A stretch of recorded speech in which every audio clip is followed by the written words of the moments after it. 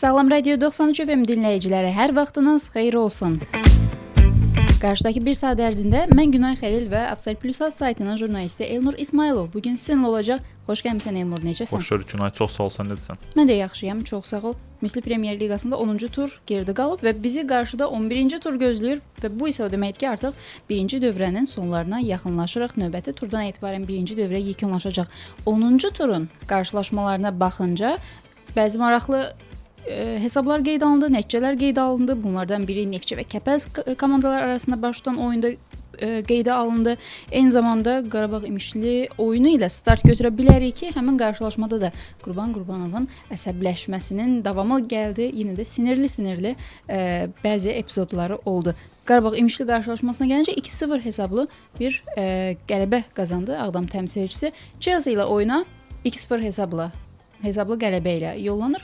Chelsea-yə gəlincə 1-0 hesabla Bakıya gələcək. Derbidə qalib gəldilər, bəli. Qarabağ üçün oyun o qədər yaxşı başlamamışdı. Oyun ilk dəqiqədən 11-ci 12-ci dəqiqədən səhv etmirəmsə, İmişli penalti qazandı. Çobulluğu Koxaskin özü etmişdi, Mateusz Koxask etmiş Polşalı golkiper. O daha sonra penaltini dəf etməyi bacardı. Komandasını qoldan xilas etdi belə desək. Daha bu epizoddan səhv etmirəmsə 1-2 dəqiqə sonra yenə İmişli qapısı üzbəüz qaldı. Yəni Koxask üzbəüz qaldı.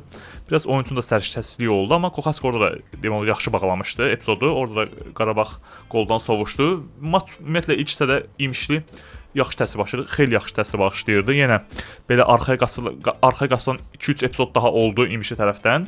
Amma onlar yenə bundan istifadə edə bilmədilər. Qarabağ ikinci hissəsi təcrübəsini danışdırdı. 2 qol vuraraq maçdan qələbə ilə ayrıldılar. Və son vaxtlar biraz Qarabağda temp biraz aşağı düşüb belə desək, oyunda temp aşağı düşüb. Amma bu da normaldır. Avropa oyunları bizim ölkə belə çox öyrəşmir. Belə bizim klublarımız belə oyunları öyrəşmir. 3 gündən bir oyuna çıxmaq. Qarabağın Azərbaycan millisi nə belə özlərini təşkil edir. 6-7 oyunçu göndərirlər. Onlar orada da oynayırlar. Orada da istirahət edə bilmirlər belə desək. Ona görə Qarabağın oyunçuları biraz daha çox yüklənir. Bu da məncə biraz özünü göstərir. Nə qədər də olmasa fikirlər Avrokubok oyunlarındadır. Bundan qaçmaq biraz çətin məsələdir. Qarabağda bu hiss olunur. 3 gün sonra Chelsea oyun var. 10 gün əvvəl Bilbao ilə oyun oldu, Atletik ilə oyun oldu. Ağalar ora gedir, orada müəyyən səhvlərə gedir. Oyunçular Chelsea ilə oyunu fikirləşirlər. Bu da hiss olunur. Qurban Qurbanov getdikcə biraz əsəbidir son oyunlarda. Bəzi epizodlarda bu görülür. Məncə bu da normaldır, biraz yük çoxdur. O özü də növbəti oyunlara fikirləşir. Daha necə yaxşı ola bilər komanda onu fikirləşir. Bəlkə bəzi oyunçular razı deyil. Bu da hiss olunur bəzi anlarda. Bəzi oyunçular daha yaxşı ola bilər məncə. Buna baxmayaraq ehtiyatlı bir oyunları da var və həmin qarşılaşmada qələbə qazanacaqları halda liderliyi ələ keçirəcəklər. Məncə bu mövsümdə onu göstərir ki, rəqabət bu mövsüm biraz daha artıqdır əvvəlki mövsümlərə baxdıqda, diqqət etdikdə. Amma yenə Çempionlar Liqası bitdikdən sonra beləcək Qarabağ yəqin ki bir neçə öz sürətini artıracaq və yenə sonda çempionluğa gedəcək. Yəni məncə şübhəsiz deməyim, mövsüm bitməmiş heç demək olmaz, amma Qarabağ hamıdan yenə 1-2 baş üstündür. Turun digər qarşılaşması isə Zirə və Karvan Yevlax komandaları arasında baş tutdu ki, bu qarşılaşmadan Rəşad Sadıqovun komandası 3-2 hesablı qələbə ilə ayrıldı və yenə xüsusi diqqətlər Zirənin qapı xəttində oldu ki, Aydın Bayramov artıq artçıl ikinci oyundur ki, Zirənin qapısını qoruyur. Bu isə o deməkdir ki, böyük ehtimalla Azərbaycan milli komandasının İslandiyaya qarşıdan gələn oyununda məhz qapıda da Aydın Bayramov olacaq. Birazdan yəqin ki, bu məsələyə toxunarıq.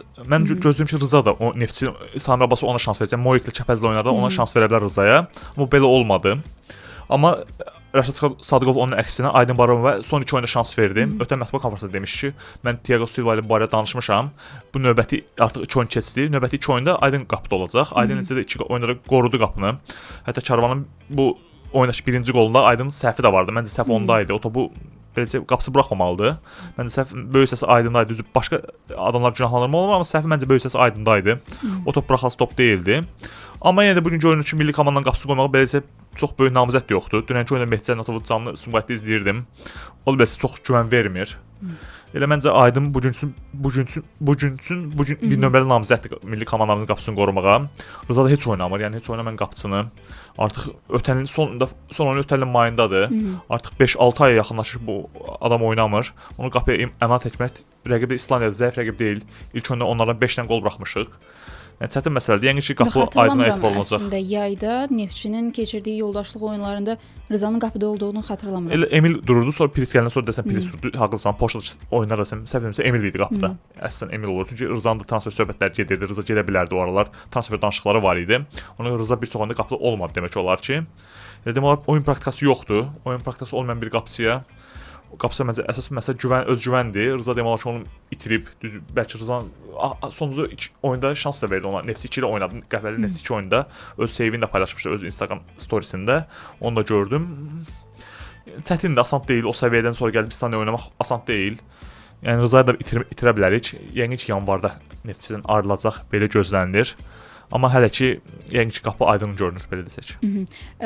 Kərvan Yevlax Zirə komandalar arasında baş tutan oyuna gəlincə, Zirənin 3-2 hesablı qələbəsi ilə yekunlaşdı və Zirə də əslində cari mövsüm ilk yerlərdə qərarlaşan və ilk yerləri tutacaq namizədlərdən biridir. Məncə Zirənin son illərdə rəqiblərindən ayıran əsas cəhət budur ki, belə oyunlarda xal itirmirlər. Yəni bu Kərvan Yevlaxla oyunda göstərdilər. 2 dəfə geri düşdülər, amma yenə sonda qələbəni qazanmağı bacardılar. Mükəmməl oynadılar məncə yox. Mən Sumqayıtda onların canlı stadionunu izləmişdim. O oyunda məncə mükəmməl oynamadılar. Lazım qədər oynadılar belə desək. 2 oyunda da Kərvan Yevlax oyunu daha yaxşı oynadılar belə desək. Amma 2 oyunda 6 xal qazanmağı bacardılar. Belə oyunlarda yəni özlərinin zəif rəqiblərə qarşı oyunlarda turnirdən aşağı yerdə olan komandalara qarşı demək olar xal vermirlər. Bu da onları sonda gətirib turnirdən ikinci, üçüncü pləyə çıxarır. Eləcə də buna görə son 2 mövsümün ikincisidirlər. Bu mövsümdə, cari mövsümdə o üzrə irəliləyirlər belə desək. Düz müəyyən itkilər var. Çətindir Rəşad Salqov üçün də. Oyundan sonra deyir ki, Volkov desən milli fasilədən sonra qayıdacaq. Milli komandanın oyundan sonra qayıdacaq David Volkov. Onun zədəllər var, hücum xəttində problemlər var, amma yenə də komanda məncə idarə edə bilir. Hələ də yaxşı komanda əlində saxlaya bilir. Brahim Konate yaxşı oturub Zirəyə belə deyək, yaxşı xeyir verir. Son 2 tura 2 gol vurdu. Həm Sumqayıtla oyunda fərqləndi, həm Kavrana gol vurdu. Yaxşı oynayırlar, pis oynamırlar. Nəsə eləməyə çalışırlar. Leroy Miçesin boyunda yaxşı qolu vardı, sonuncu qol, Zirəyə qələbə gətirən qol. Nəsə eləməyə çalışırlar. Zirə yenə görünür ki, ən az Avropa boksonasında olacaq mövsümün sonunda. Kərvan Yevlaxa gəldikdə isə biraz onları Qəbələyə bəzədirəm. Onlar çox pis oynamırlar. Yaxşı oyunçuları var, bir-iki yaxşı seçilən oyunçuları var. Nəsə etməyə çalışırlar, amma biraz sonda təcrübə çatmır, belə desək, texnika çatmır. Tam onlar nəsə alınmır son anda. Onlar Qəbələnin eyni xaldadır. 2 komanda 5 xalı var. 2 debutantın da. İmişli onlardan fərqli olaraq 13 xal yığıb artıq. Belə görünür ki, çempionatın sonunda son 3 komanda ilə Kəpəz, Qəbələ, Kərvan Yevlax bu üçlük olacaq. Kərvan Yevlax görək ilk 10 tura 5 xal biraz az nəticədir. Heç olmasa 8-9 xal edə bilərdilər liqada qalmaq üçün belə desək, yerini qorumaq üçün.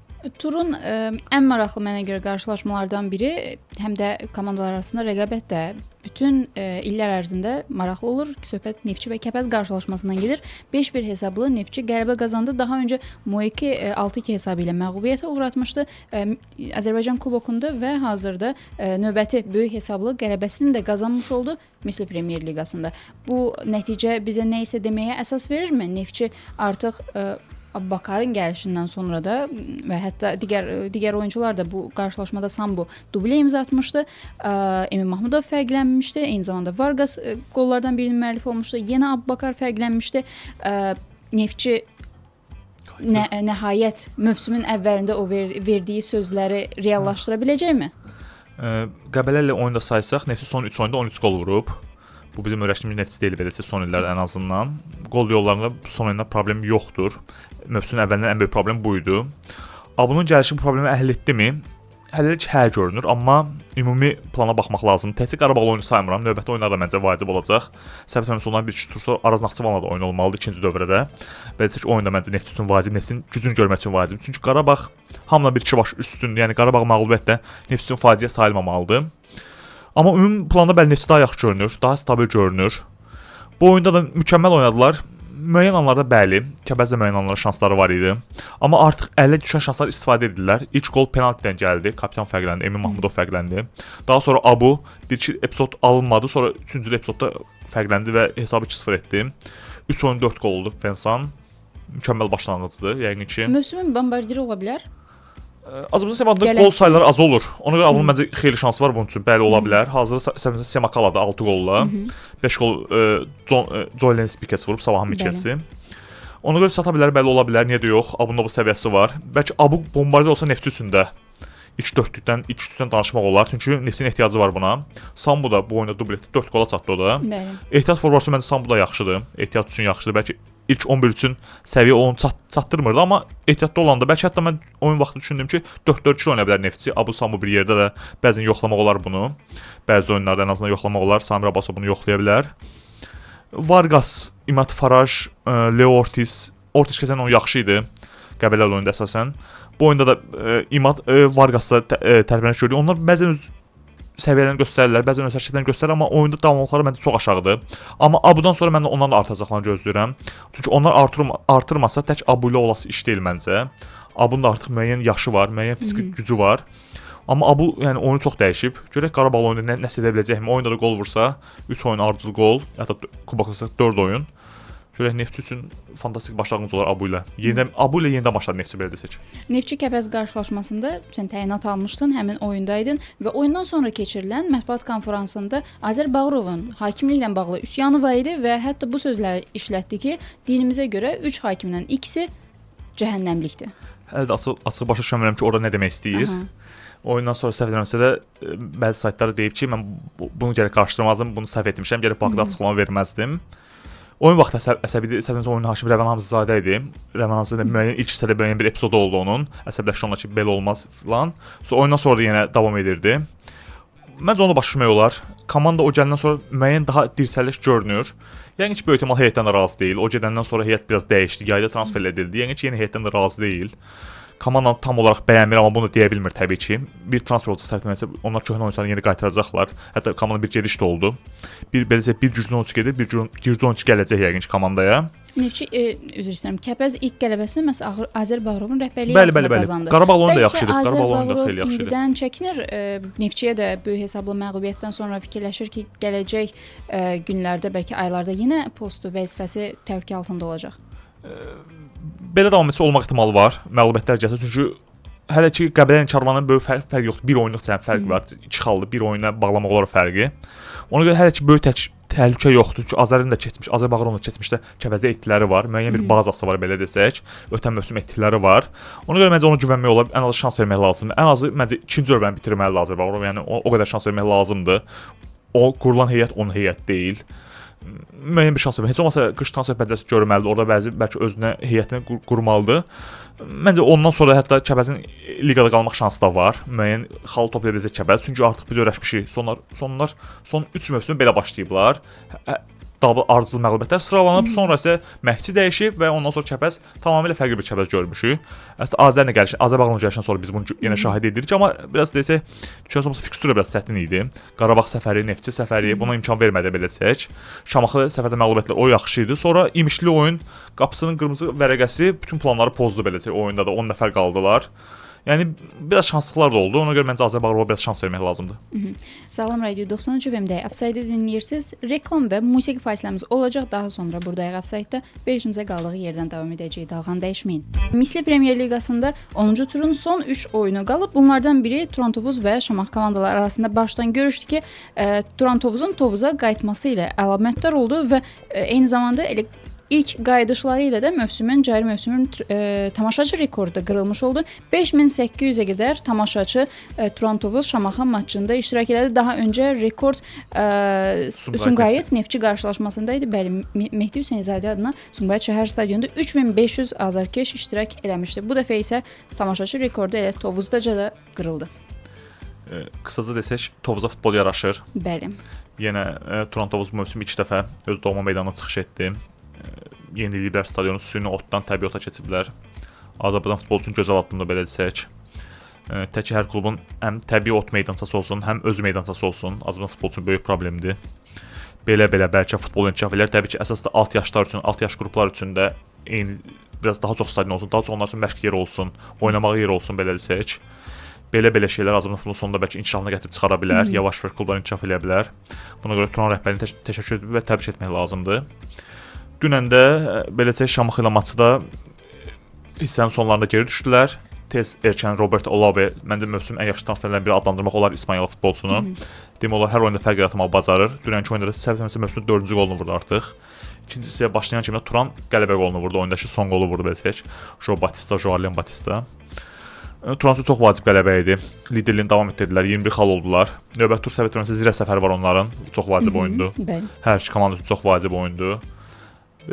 Potensial hissəyə oxşuyur, amma bilmək olmasa meydana çıxmadan öncə. Çünki iki məşqçi də beləcə etibarlı, praqmatik oyunu üstünlük verirlər.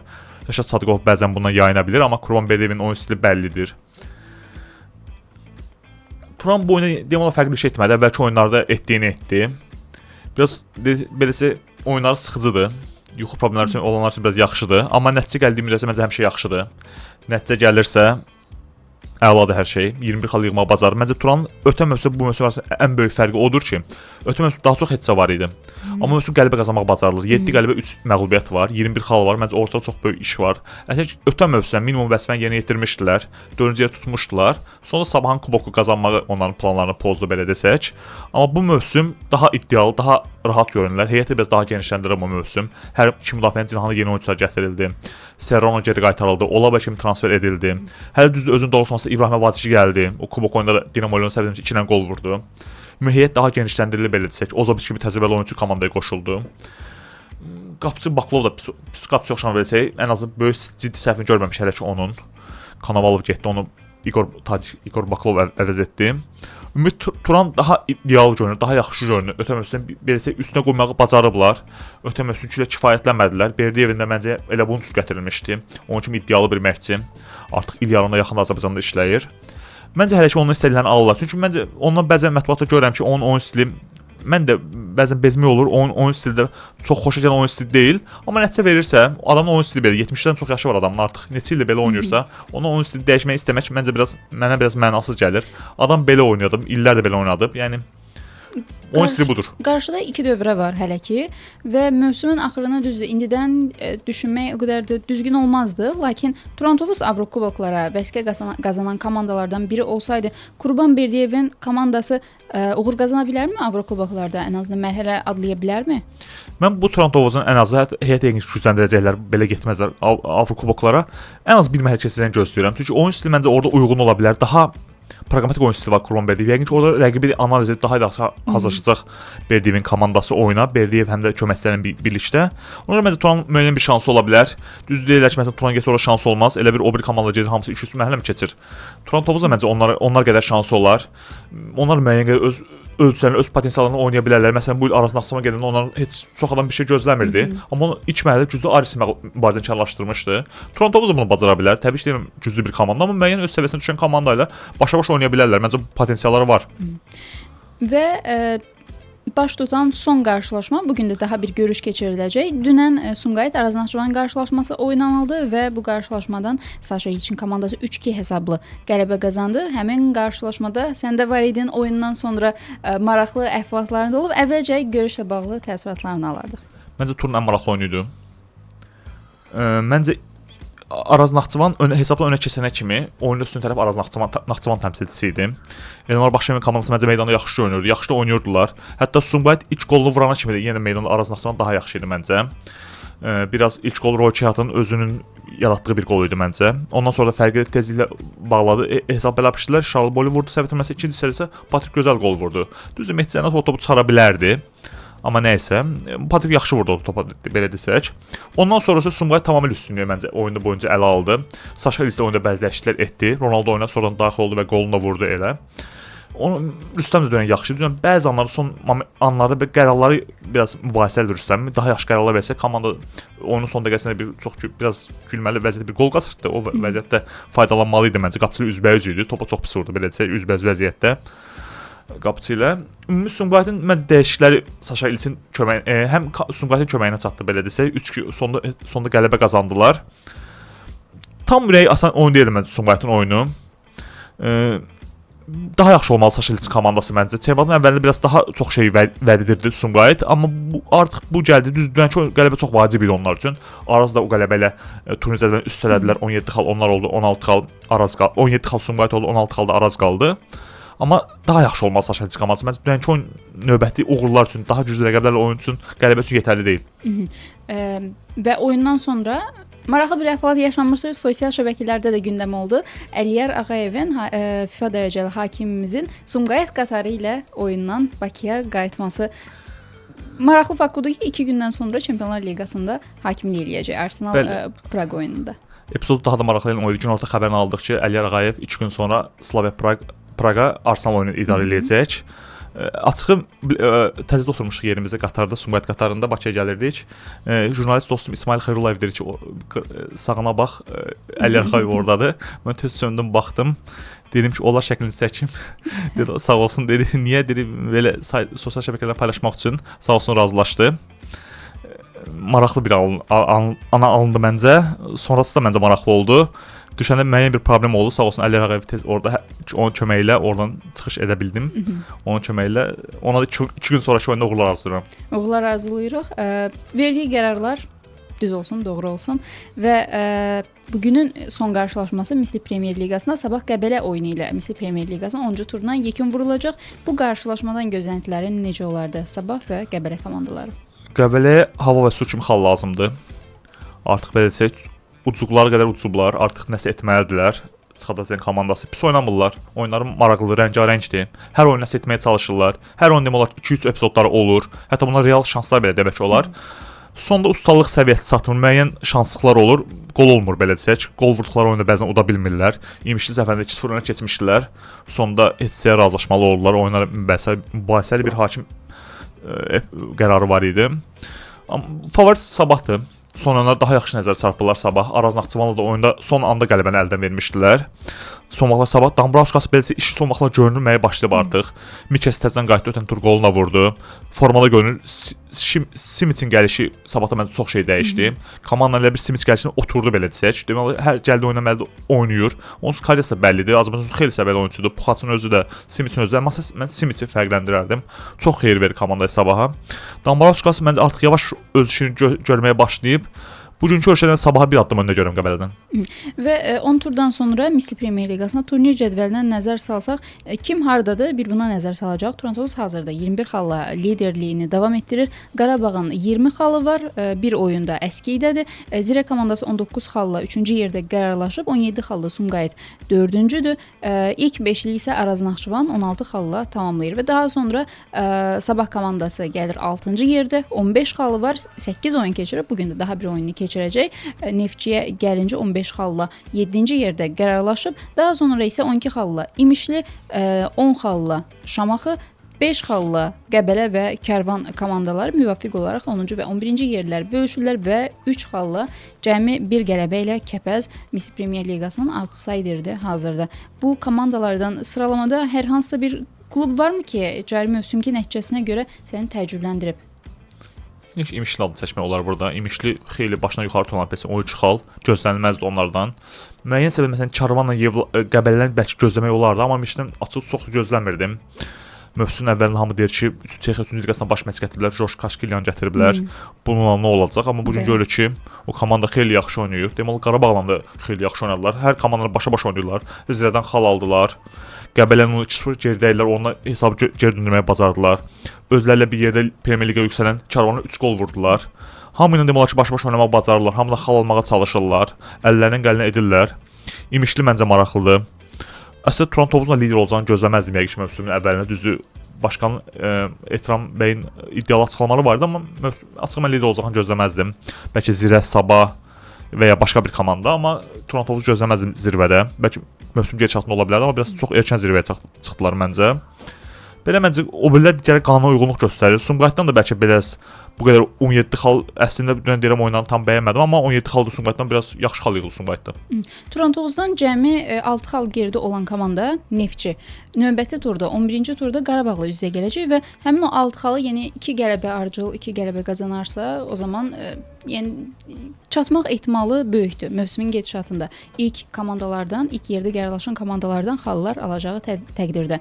Xal fərqi o qədər də çox deyil. Neftçi komandası və növbəti turda isə 11-ci turda bu həftə sonu Qarabağla üz-üzə gələcək. Bir neçə oyundur ki, Neftçini yaxşı performansını görürük. Bu bazar günü baş tutacaq qarşılaşmada da Qarabağla oyunda nə gözləyə bilərik Neftçidən? Tam artıq hazırdır həmin qarşılaşmadan qələbə ilə ayrılmaq üçün. Neftçinin ötən mövsümdə belə bir oyun olmuşdu Qarabağla. Onda da azarkeşlər o oyun hətta o Neftçi arenada olmuşdu. Xeyli azarkeş gəlmiş, 8-9 min azarkeş gəlmişdi, amma sonunda Markoyenko yadınızda Panenka penaltisi Neftçi uzmuş. Qarabağ hətta meydanda 10 nəfər qalmış, azlığı qalmışdı oyunda. Sonunda Yankovicin penaltisi ilə Qarabağ qalib gəlmişdi. Bu oyunu biraz ona bənzədirəm, amma bu dəfə ssenari biraz fərqli ola bilər. Amma Neftçi bu oyunda qələbə qazansa Neftçinin elə bir mövsüm çox gedişat dəyişə bilər. Növbəti oyunda stadion yəqin ki, bu gün 3-4 min adam gəlsə 7-8 min adam gələcək. Azərbaycan böyük inam yaranacaq. Artıq demək olar ki, mövsüm əvvələn edilən hadisələr biraz unudula bilər. Bu oyundakı 3 xal hər şey Neftçi üçün dəyişə bilər. İkinci dövrdən başlayaraq Neftçi tamam ayrı Neftçi görə bilərik. Heç də Neftçi məncə keyfini pozmaz belə desək, amma məğlubiyyət Neftçini yenə başladığı nöqtəyə qaytara bilər. Beləsə yenə çox Qarabağ məğlubiyyətdir. Hər də Qarabağ Neftçidən üstündür. Son oyunda bu sual verildi ki, Qarabağda son oyunda boşluqlar var. Samir Abbasova belə bir sual verildi. O da qayıtdı ki, Qarabağda heç bir boşluq yoxdur. Müdafiədə boşluqlar var sualı verilmişdi. Yəni rəqib Qarabağdır. Chelsea oyunu var Qarabağın təbii ki, Neftçi ilə oyundan əvvəl. O da müəyyən psixologiyanı poza bilər Qarabağda, amma inanmıram çox təsir eləsin. Qurbanov bu işi əla bacarır, beləsə oyunçuların oyuna kökləməyə əla bacarır. Oyunçular artıq yəqin düzdür, yeni legionerlər var, amma başa düşürlər ki, Qarabağ Neftçi oyunu komanda üçün nə deməkdir? İstənilən halda Qarabağ komandasının Chelsea ilə oyunun nəticəsindən asılı olaraq qələbə və ya məğlubiyyət və ya heç-heçə bu qarşılaşmadan Qarabağ komandası bir nəticə çıxararaq yenə də əsas diqqətini, fokusunu yönləndirəcək Neftçi ilə oyuna. İstənilən halda Neftçi üçün ağır olacaq. Neftçi həm də Veysel Bakarov belə oyunlar üçün gətirib, belə oyunları qazansın, qollar vursun deyə gətirib. Görə o nə edəcək? Onun performansı mənə ən çox o maraqlıdır ki, o boyunda nə edəcək? Həm də mövsüm əvvəlində bəzi oyunçular var, bayaq adını saymışam, Vargas, Faraj, Leo Ortiz, elə Reza Balanın özü də. Onların da boyundakı performansı mənə çox maraqlıdır. Qarabağ komandası barədə danışacaq. Verilişimizin ikinci hissəsində bir musiqi fasilemiz olacaq. Daha sonra buradayıq ofsaytda, dalğanı dəyişməyin. Bu həftə əsas diqqətlər Avrokuboklarda, Çempionlar Liqasında olacaq ki, Qarabağ komandası Chelsea ilə bu həftənin 3-cü günü 5 noyabr 21:45-də Tofiq Bəhramov adına Respublika stadionunda üz-üzə gələcək və bu qarşılaşmadan nə gözləmək olar Qarabağdan heç-heçə və ya qələbə? Məğlubiyyətin adını çəkmək istəmirəm. Düz eləyirsən. Qarabağ biz artıq belə qələbə öyrəşdirib. Düzdür, yəqin ki, bu qələbə olsa, neçmə olmuşdan ən böyük olacaq. Chelsea-ni məğlub etmək. Ümumiyyətlə Qarabağın böyük beşlik komanda təmsilçilərin qarşı qələbəsi azdır. Məsələn, bir dənə Nantes üzərində qələbəsi var. Fransa klubunu məğlub etmişdi Bakıda. 3-0 hesabı ilə. Ona görə ikinci Chelsea kimi böyük tarixi olan bir klubu, 2 dəfə Çempionlar Liqası qalibi olmuş bir klubu məğlub etsək, yəni bu yatsa bir Azərbaycan futbolçuları üçün yoxsa girməz. Amma görə bunu bacarmaq mümkündür, məncə mümkündür. Yəni biraz çətin məsələ təbii ki, asan deyil. Amma heç bu oyunda ən az ümid etmək olar. Bir xal boyundakı bir xal bizi növbəti mərhələyə çox yaxınlaşdırır artıq. 7 xal olacaq. 4 turdan sonra 7 xal. Növbəti ondan sonra bir 3 xal, 4 xal bizi artıq növbəti mərhələyə aparacaq. Böyük ehtimal 11 xal. 10 xalla bəs edə bilər. Vəziyyətə baxır bu. Görək asan oyun olmayacaq. Palmer olmamağı bizim üçün üstünlükdür. Joao Pedro neçə həftədir susqun idi, son həftədə Tottenhamla oyunda qolunu vurdu. Neçə həftə susqun idi artıq. Hücumdakı silahlardan biri odur. Braziliya Estevao yaxşı oyunçudur. Son həftələr artıq o da yavaş-yavaş öz rolunu tapmağa başlayıb. O da Chelsea artıq ona şans verir Enzo Maresca. Bundan başqa digər yaxşı oyunçular da var. Hücum Caicedo təbii ki, adını çəkməliyik. Argentinalı dünya çempionu Enzo Fernandes var. Müdafiədə yaxşı adlar var. Müdafiənin cinahları əslində Chelsea yaxşıdır. Kukurella ilə Reece James. Yaxşı klub bu Chelsea, amma mübarizə aparmaq olar, oynamaq olar. Qarabağın belə oyunları bəzən biz görürük ki, müəyyən rəqibin adından çəkinmək olur. Arşavla vaxt səhvimizə demiş ki, İngiltərə futbolçuların Cibuti ya başqa Afrika ölkəsinin forması giydirir, biz daha rəqiblə rahat oynarıq. Rəqibin adından qorxub belə desək. Qarabağda məncə bəzən bu problem ola bilir. Ona görə biraz qorxmamaq lazımdır, oyun oynamaq lazımdır. Bilbao'nun oyunları məncə yaxşı oynayırdı meydanda. Qarabağ yenə döyüşürdü, yaxşı oynayırdı. Müəyyən anlamda çatışmazlıqları vardı. Rəqibin səviyyəsinə bəzən uyğunlaşa bilmirdik, amma yenə də yaxşı oyun vardı. Eyni oyunu Qarabağ nə oynayırsa, eyni oyunu Chelsea oyunları meydana qoymaq lazımdır. Chelsea-nin baş məşqçisi Enzo Maresca'nın bir açıqlaması mənim diqqətimi çəkmişdi. Tottenhamə qarşı 1-0 hesabı ilə qalib gəldikləri oyundan sonra artıq demişdi ki, Qarabağla oyuna hazırlaşmağa başlayacaq. Düzünü desəm bilmirəm Qarabağ komandası nə qədər müddətdir Chelsea ilə qarşılaşmaya artıq hazırlaşmağa başlayıb, lakin onun bu açıqlaması biraz rahat oyuna yanaşdıqları mənasına gəlirmiş kimidir. Amma bu məsələdə var ki, Chelsea kimi komanda oyundan bir neçə gün əvvəl də hazırlaşsa, həmin qarşılaşmaya Qarabağa heyəti hesabına qalib gələ biləcəyi gücdədir. Amma yenə də bu açıqlamasından belə görünür ki, o qədər də ciddi yanaşmırlar və Qarabağ bu komandaya ciddi yanaşmayan komandaları məğlub etməyi də bacarır. Yenə belə bir ssenari təkrarlana bilər görəsən? Ciddi yanaşmaqlar bizim üçün yaxşı olar. Biz buna istifadə edə bilərik, bəli. Mən də razıyam bununla. Amma həm də Chelsea komandaları yəqin ki, oyun fikirləşirlər, növbəti rəqib olaraq fikirləşirlər. Qarabağda belə görürlər yəqin ki, mütləq ki izləyəcəklər. Çünki Qarabağ onlar söz olmasa belə qapalı qutudur. bilinmir Qarabağdan. Düz Benfica ilə oyun yəqin ki izlənib, Kopenhagen yəqin ki oyun izlənib, Kopenhagen ilə yəqin ki oyun izlənib. Eləcə Atik Bilbao ilə oyunlar hamısı izlənib yəqin ki. Artıq İtalyan mütəxəssis Enzo Maresca yəqin ki rəqibin eninə boyu necə gəldi araşdırıblar. Mütləq yəqin Qarabağın üstün və müsbət və mənfi cəhətlərini yəqin ki bilirlər. Ona görə istifadə etməyə çalışacaqlar. Məncə müəyyən mənada Chelsea oynamaq olar. Yəni birinci turdan istəniləcək bir komanda Chelsea. Məncə oynamaq olar onlarla. Problem yarada bilərik məncə biz Chelsea-yə. Görək bacaracaqmı? Çətin də asan deyil. Çünki belə oyunlar biz görmüş ki, o qədər pis oynamırıq. Birinin rəqib birinci qolu vurub, ardınca ikinci qol da gəlib və hətta 0-3-0-4 bitib. Bunu ötən mövsüm Ajax oyunda gördük, Lyon oyunda gördük. O qədər bizim üçün oyun pis getmirdi. Rəqibin o qədər vəziyyəti yox idi, amma belə rəqibə 1-2 gol vursa ardınca gəlir. Chelsea onların da üst səviyyəsidir, beləcə Ajax-la Lyonun da üst səviyyəsidir. Belə rəqiblərin tez oynamırıq. Biz Qarabağın tarixində belə azdır. 4 və ya 5 dəfə oynamışıq. Məncə oynamaq olar, bacarmaq olar, Chelsea-ni bacarmaq olar. Sabiq Qarabağla barədə danışmaq istəyərdim. Söhbət Yasin Benziyadan gedir. El-Fayha komandasının heyətində Əl-Nəsrə qarşı oyunda iştirak eləmişdi və oyundan sonra paylaşımda Cristiano Ronaldo-nun şəklini paylaşmışdı və bizim diqqətlərimiz təbii ki Yasin Benziyanın əlcəyinə yönəlmişdi. Onun Qarabağın loqosu olduğu əlcəyini hələ də geyinir. Qarabağ klubundan yadigar saxladığı əlcəyi hələ də geyinir. Daha öncə Kərim Benzema'nın komandası ilə də üz-üzə gələndə onunla şəkillərini paylaşanda da yenə bu detal bizim diqqətimizi çəkmişdi. Bu yerdə yenə bir sual maraqlandırır. Görəsən Yasin Benziya Çempionlar Liqasında oynasaydı, o zaman Qarabağa bir köməklik göstərə bilərdimi? Ümumilikdə Qarabağ komandasından ayrılan bir çox top futbolçular oldu cari mövsüm. Redon Cicanı buna əlavə eləyə bilərik, Marko Veşoviçi daxil etmək olar və Patrik Andradini qeyd eləmək olar. Eyni zamanda Qarabağ komandası ilə adı hallanan bəzi futbolçular da var idi ki, Clovis də hazırda Fransa 2-ci liqasında mübarizəni, Portuqaliya 2-ci liqasında mübarizəni davam etdirir. Oynayır, çıxışları var. Bir yerdə həmin bax bu futbolçular, Qarabağla adı hallanmış, keçmiş olan futbolçular fikirləşirlərmi ki, biz Çempionlar Liqasında bu mövsümü iştirak edə bilərdik? Ən azından məncə getmişlər bunu fikirləşə bilərlər. Veşoviç, elə Benziya da buna aiddir. Kaş Benziya təkcə əlcək yox, forması geyinər Qarabağın hələ də. Məncə Benziyanın əsasən Veşoviçi mən çox bəyənirdim. Sadəcə onun son mövsüm zədələr biraz çox arxa apardı. Veşoviç Qarabağda olmuş ən yaxşı cinahla vəsən biri idi. Yəqin ki, onun hücuma qoşulmaqları falan əla idi. Həm Yankoviç, həm Veşoviç Çernogoriyalı Qarabağın çox vacib oyunçularıdır. Yankoviç hələ indi də Qarabağda davam edir buna. Veşoviç çox önəmli oyunçudur. Son mövsüm sadəcə zədələr onu biraz çox geri apardı. Benziya da bu komanda çox iş görərdi. Onun Kadi ilə bir yerdə çox az biz izləmək imkanımız oldu. Kadi, Benziya, Zubir, hücum üçlüyü mükəmməl olardı məncə. Hələ Leandro Anel 4-ün bəlkə bir yerdə oynatmaq olar. Biraz çətin olardı. Kadim biraz daha beləcə saxta 9 desək, oynada bilsə 4-ün bir yerdə oynatmaq mükəmməl olardı. Yəni texnikası çox ən yüksək texnikalı Qarabağ komandasını biz görə bilərdik. Biraz çətin də ola bilərdi bu Qurban Qurbanov üçün bu 4-ünü bir yerdə oynatmaq, amma Qurban Qurbanov məncə bununla yolunu tapa bilərdi. Amma artıq Benziya yoxdur. Artıq onun şəkillərinə baxa bilərik. Başqa komandalar, Sədəbistan komandası heyif ki, dünən yenə Turalın əlcəyini geyinib Ronaldo ilə görüşürdü. Səviyyəli oyunçuydu. Biraz pulu seçdi, amma futbolçu normaldır, insan üçün normaldır belə desək. Məvacib də önəmlidir. Gələcəyini də düşünür. Gediş gözlənilirdi, belə gözlənilən kimi oldu. Veşoviç bəlkə Qurban Qurbanov özü saxlamaq istəmədi, amma Benziya yəqin saxlamaq istəyərdi. Amma yanvar artıq gezir Qarabağ üçün qış transfer pəncərəsi, amma Qarabağ məncə bir hücumçu almalı, komanda bir hücumçu lazımdır. Düz onun artıq səviyyəsi növbəti mərhələyə keçsə oynada biləcək. Amma heç olmasa komanda indidən öyrəşər. Bizim çempionatda oynayır, yavaş-yavaş komanda öyrəşər. Klovis olar bilmirəm. Klovis artıq biraz almaq çətin ola bilər. Portuqal ikinci liqası xeyli parlayır. Bombardirdir hazır. 8 gol vurub səhv etmirəmsə. Son oyunda da poker imza atdı. Onu almaq artıq biraz çətin ola bilər. Samir Abbasov ötən günlər demişdi, Veysel Abakar haqqında biz deyir onu yayda ala bilməzdik. Onu gözləməliyik biz. Bir ay çəkir.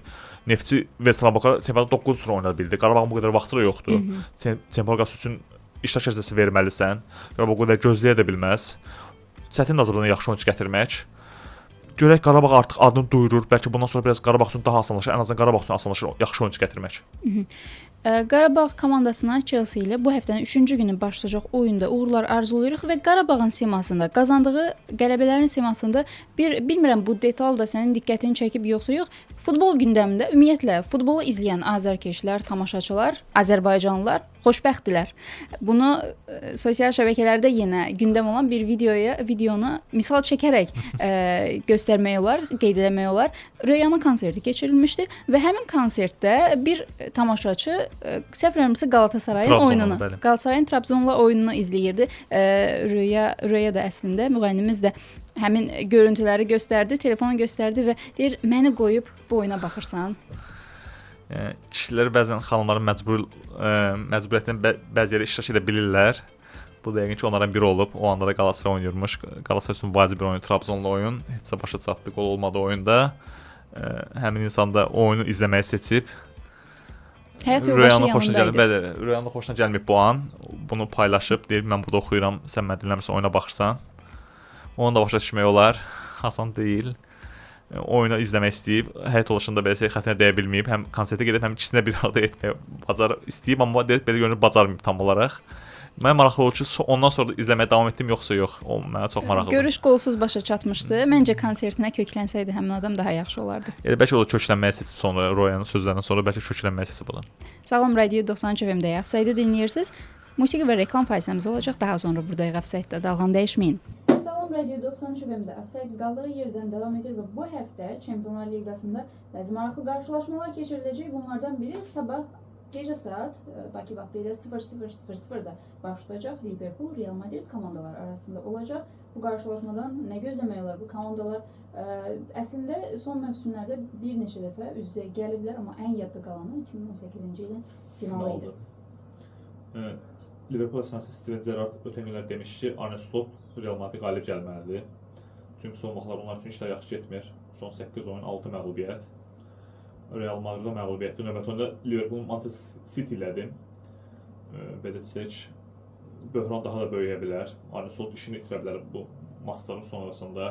Bəlkə biraz da ona şans verər. Ötən üçün çempiondur komandası Premier Liqada. Real isə daha möhkəm görünür. Onlar məğlub etmək o qədər asan deyil.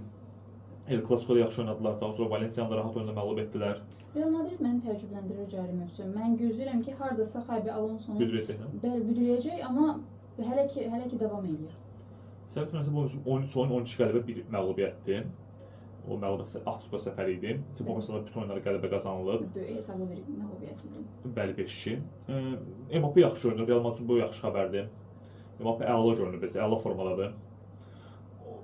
Vinicius biraz bəzən axsaya bilər, amma Vinicius yaxşıdır. Ardından yaxşı xeyir alırlar. Bellingham özlə gəldi, əsas məsələlərdən biri. Komandaya çox vacibdir. Carreras yavaş oturur. Real'da sazına oturmuyor müdafiə sazına, amma sol cinə artıq məncə oturmuş demək olar. Carreras orada əladır. Sazına biraz Pamela Carvajal təzədən zədələndi. Arnold əldə əsl ola bilməyib. Valverde orada oynayır hələ də. Orta xəttə Tchouaméni belə güvən verir, yaxşıdır. Bellingham orada oturur. Mastantuono da yaxşı şans verir Xabalonso beləcə sağdan. Arda artıq öz yerini tutub. Mbappé, Vinicius'lar Real 11 deyim olar bəllidir. Müdafiə mərkəzindən bəzən problem ola bilər, amma Eder Militao, Hüseyin oynayır. Yaxşı, normal görünürlər. Qapı bəllidir, Courtois'dır. Real onu bugünkü vəziyyətdə Liverpool'un bir addım öndə görünür. Amma meydanda Anfield Road'da oynanacaq oyun. Ona görə Liverpool şansları 50-50 dəyərləndirmək olar. Mən bu oyunda da açıq Real'ın yenə ucumacağını gözləyirəm, amma qələbə Liverpool sürpriz edə bilərmi? Edə bilər. Sürpriz demək olar mı buna? Tamamilə deyiləm. Amma Liverpool'un bir sürpriz gözləmək olar. Liverpool qalsa məğlub olmuş Sevilya. Digər iki oyunda qələbə qazanmış. Məsələn, Napoli ilə, daha sonra Atletico Madrid ilə Eintracht'ı məğlub etmişdilər. Bu da Real'la oyundu. Görək ikinci Madrid təmsilçisi oyunda, ikisində də yenə öz meydanlarında. Görək bu dəfə necə olacaq. Arne Slot beləcə özünü qurtarmaq üçün qələbə qazanmalıdır. Amma heçsə deməli heç bir komandanı narahat eləməz. Və PSG və Bavariya komandaları üzə gələcək. Eyni zamanda Manchester City, Borussia Dortmund və Azərbaycanlıların xüsusilə maraqla gözlədiyi qarşılaşma Galatasaray Ajax burada bizə daha çox maraqlı olan Qarabağın növbəti rəqiblərindən biri olacaq Ajax komandası. Özü səfərimiz UEFA sağ olsun. Liverpool Real'la PSG Bayern'i eyni günə eyni vaxtda salıb. O biraz pis oldu. İki oyunu eyni anda izləmək olacaq. Ya da yəqin birini daha sonra izləmək olacaq. PSG Bayern da çox maraqlı oyundur. Avropanın bəlkə ən formalı 5 komandası ikisi qarşılaşacaq o oyunda. PSG son çempiondur. Bayern bu bütün oyunları qələbə qazanıb. İki komanda indi forma. PSG son turları Fransa xaltayır, amma yenə formadadılar. Çempionatda yaxşı görünürlər. Bayern Münheni rekorda da imza atmışdı son turda qələbədən sonra Bundesliqada. Bəli, hətta onlar Atalanta dönəm məğlub olmağı ilə böyük 5-də məğlubiyyət dadmayan yeganə komanda qaldılar. Atalanta ötən gün məğlub oldu Udinese. Əla gedir, yəni hər şey Bayern bu mövsüm əla gedir, amma PSG ondan sonra yaxşı sınav olacaq. Bəziləri deyirlər ki, Almanya liqası belə heç ölçü deyil. Ona görə PSG ondan sonra yaxşı sınav olacaq. Görə burada PSG oyunda nə edəcəklər? Kompanyanın özü ilə komandasını sınamaq üçün Musiala yavaş-yavaş sıralara qayıdır. Tam belə Bayern sastavı oturur yavaş-yavaş. Çox maraqlı oyun olacaq. Hətta Liverpool oyunu məncə daha maraqlı oyun bu tərəfdə olacaq. Parisdə olacaq. PSG Bayern oyunu daha maraqlı olacaq. Digər oyunlar isə bir Galatasaray oyunu deyəsən, səbəbimizə Ajax Galatasaray oyunu. Manchester City Dortmund qarşılaşmasında Manchester Dortmundda xeyli maraqlı oyundur, bəli, yaxşı qeyd edirsiniz. Haaland formadadır, sabiq Kanadaya qarşı oynayacaq. Haaland dayandırmaq olmur. Dünənki Bournemouth oyunda da dubl etdi. Mükəmməl formadadır. Mbappe, Haaland ikisi də əla formadadırlar. Görə sabiq Kanadaya qollarını vura biləcək kimi Haaland maraqlı gözləyirik. City məncə o oyunda Dortmundda bu mövsüm pis təsir bağışlamır. Amma City favoritdir. City biraz bu mövsüm daha stabil görünür. Ötən mövsümə nəzərən. O Dortmund pisdir, amma yenə City bir adım öndə görürəm oyunda. Ajax Galatasaray ötən il bu komanda qarşılaşmışdı Avropa Liqasında. Ajax üstün olmuş 2-1 hesabı ilə. Bu mövsüm Galatasaray daha yaxşı görünür. Ajax Eredivisiyada o qədər yaxşı çıxış etmir.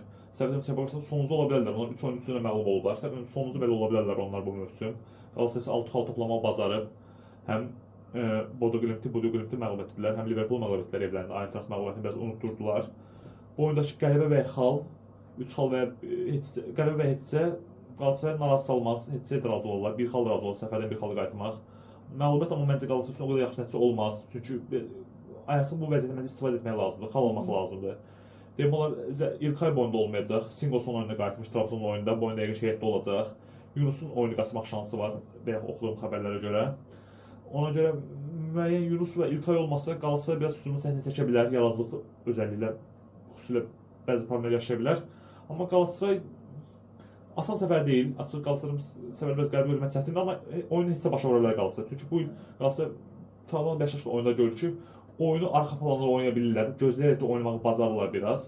Rəqibin üstünə hayhuy getmədən də müəyyən bam getmədən də müəyyən bir ölçülü, sakit oynanda bir xalı götürə bilər Galatasaray. Bu məncə bu il Avropada onu öyrəndi artıq yavaş-yavaş.